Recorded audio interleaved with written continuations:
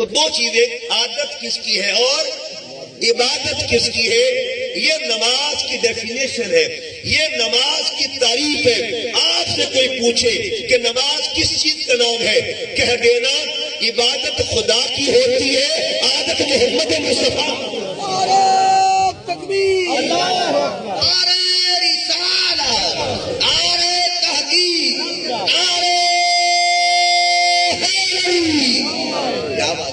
عبادت خدا کی ہوتی ہے، عادت مصطفیٰ کی ہوتی ہے۔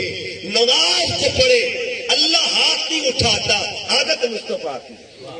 اللہ ہاتھ باندھتا نہیں ہے، عادت مصطفیٰ کی ہے۔ اللہ سر نہیں جھکاتا، عادت مصطفیٰ کی ہے۔ اللہ سجدہ نہیں کرتا، عادت مصطفیٰ کی ہے۔ اللہ تحیات نہیں بیٹھتا، عادت مصطفیٰ کی ہے۔ اول سے لے کے آخر تک نماز کو دیکھتا جا، عبادت خدا کی ملتی جائے گی، عادت محمد مصطفیٰ کی